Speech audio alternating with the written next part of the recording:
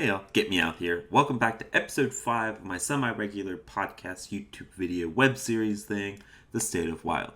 So just in case this is your first time tuning in, I plan on doing 3 things in the next 15 minutes. First off, as you might have guessed, we're going to be talking about the state of the wild meta. So what's dominating, how to beat it, and what decks might be flying underneath the radar.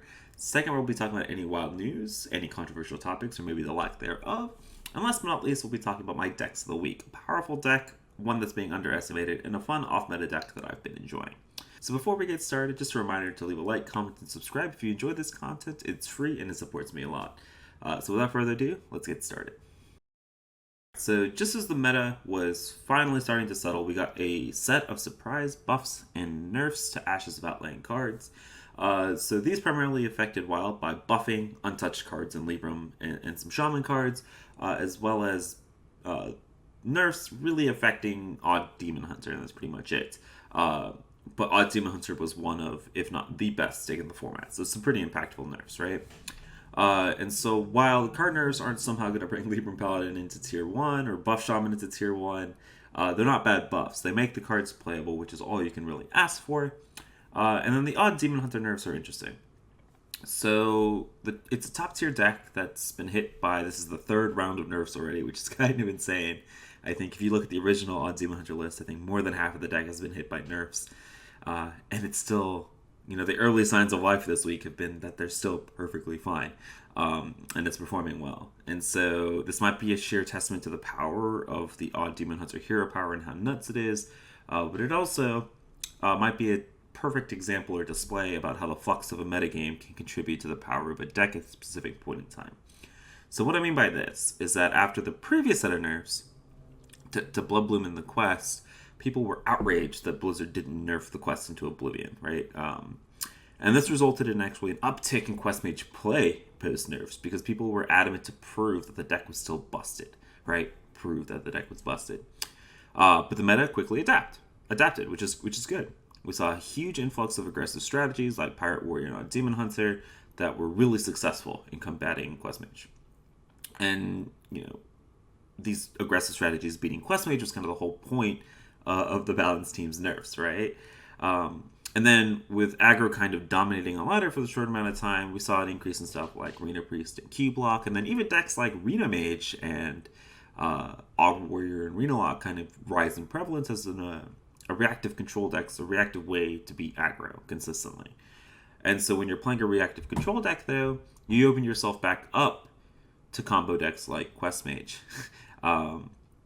And so, therefore, aggro deck should be up next in the cycle, right? Because we have seen a slight intick because people are mad about where the Quest Mage has been placed in tier lists and stuff, whatever. But that means aggro decks are bound to be good again if we're seeing stuff like Mechathune Warlock and Quest Mage being more popular. And so this whole exercise is based upon my personal opinion, in my personal experience, anecdotal evidence, in Top 500 Legend NA, but this goes to argue a couple things, right?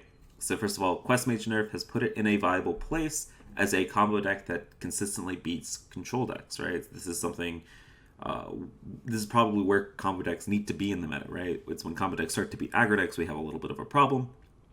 But as we're seeing, aggro decks are beating Quest Mage pretty effectively. And so it's in a viable place, and it's not an overwhelming top tier deck, and the nerfs were impactful, right? They did what they were supposed to do. And then let's talk about Odd Demon Hunter. And so I think Odd Demon Hunter is in a very similar place to Quest Mage now, where it's still a very strong deck, but it's not an overwhelmingly powerful deck, but it has a place in the metagame. And in a specific meta pocket, it might be a top tier deck, but it's not the most overwhelming oppressive deck in the game, and I would hope it isn't after it's been nerfed 50 million times. And so to wrap up this kind of metagame discussion, I want to finish by talking a little bit about class diversity. So I think the metagame is actually in a great spot with no overwhelming deck dominating, and no specific strategy or archetype dominating, and more than one class dominating. And so what I mean by that is, yes, there are like 3 or 4 classes that are still seeing the majority of play, and they have a lot of diversity within them, but basically they're viable decks that can be taken to Legend for every class, which I think is awesome. And so to finish this off, I just want to say, if you're somebody who's constantly complaining about how the meta sucks, you're wrong.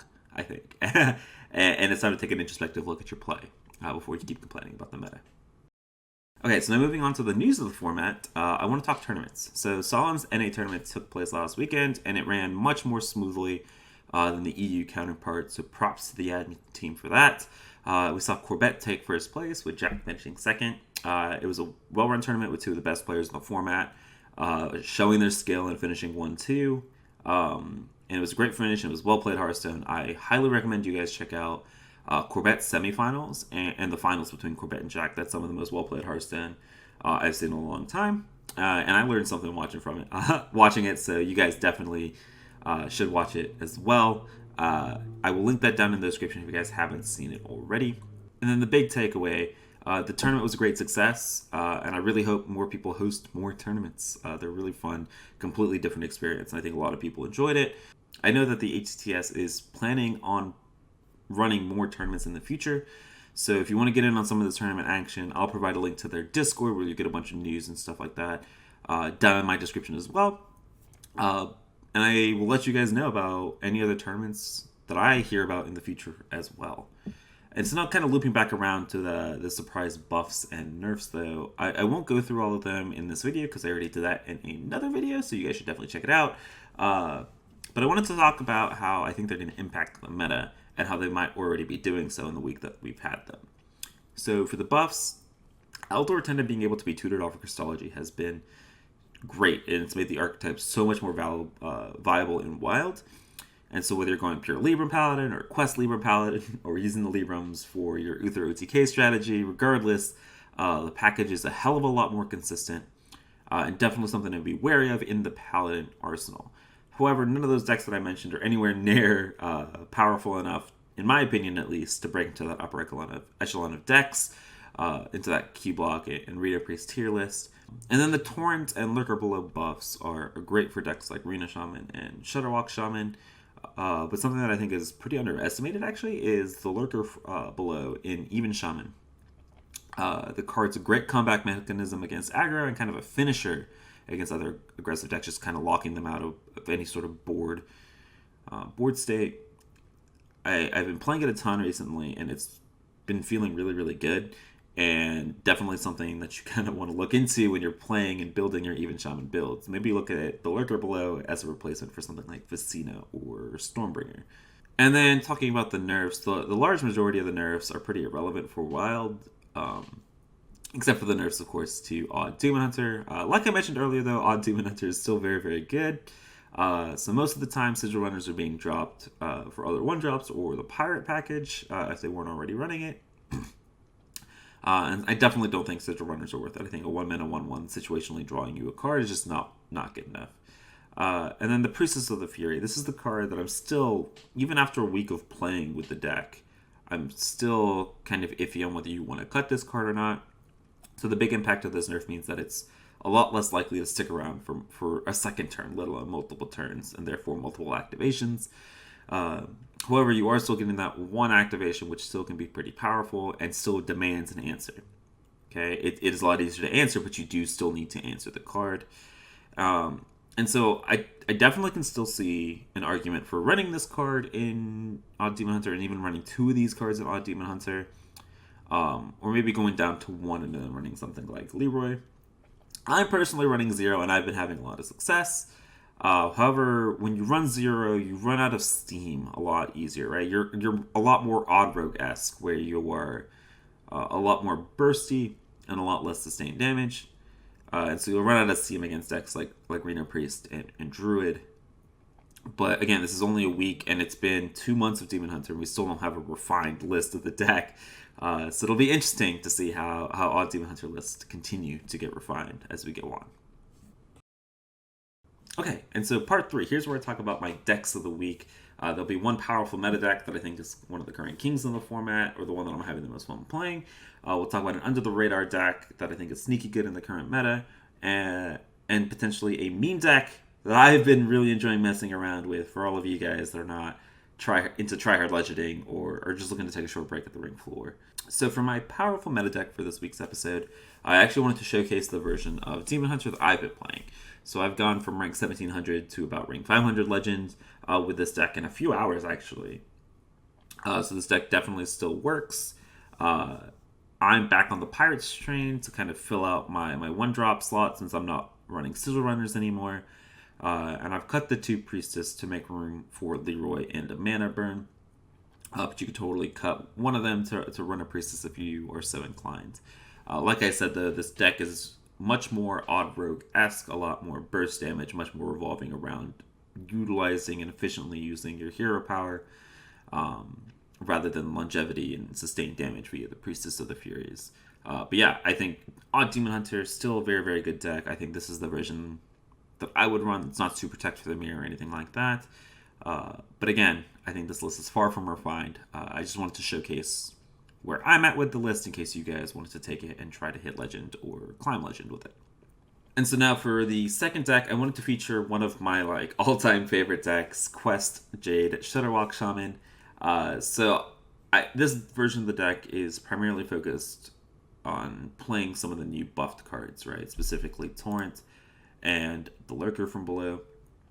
And so essentially when I'm running Torrent, I want to run a heavier spell package, so I'm running Jade Lightnings instead of Jade Spirits, because Jade Spirits in general just never felt good and you never wanted to play them on 4. Plus Jade Lightning helps you with all those Demon Hunters that might be around on ladder. And then I'm also running stuff like Farsight. And then again, we've kind of talked about how Lurker Below is just kind of a nuts card, specifically when combined with the Quest as well.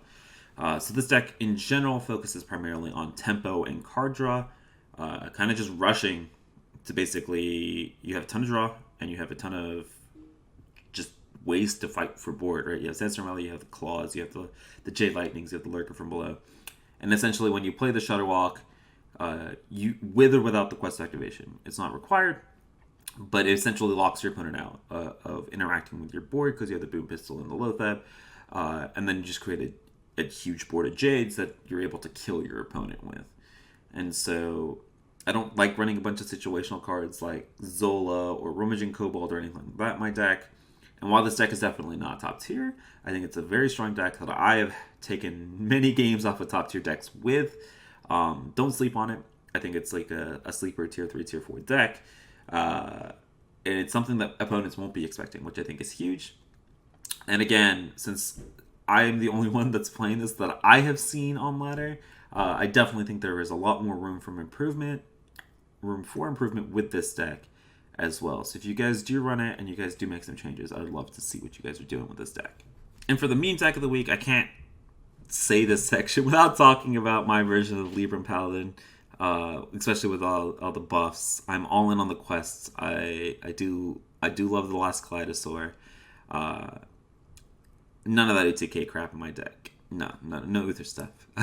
But this deck has 3 or 4 win cons, right? So you've got Galvadon, you've got Itis with all of the 0-mana Librams of Wisdoms. I've actually won a couple games because of that as well. You've got Linessa, and you've got Yogg-Saron as well. It's very easy to start piling up 30 spell Yoggs with the Librams of Wisdom. This deck is definitely not top tier, but this deck is definitely top tier fun. And getting to finally play a viable deck with all these cards like the last Kaleidosaur and Linessa and Itis Darkbane is beautiful, and part of the reason that I love Wild and I love playing this deck, even though it's not a top tier deck, because of that. Galvadon's got books and a whole lot more. But yeah, guys, that's it. I hope you guys enjoyed this episode. We'll be doing these episodes fairly regularly with news and decks every episode. And so a reminder that there are daily deck highlight videos all week, as well as streams over on twitch.tv/getmeout. Make sure you guys like, comment, and subscribe if you guys enjoyed this content. It's free and supports me a lot.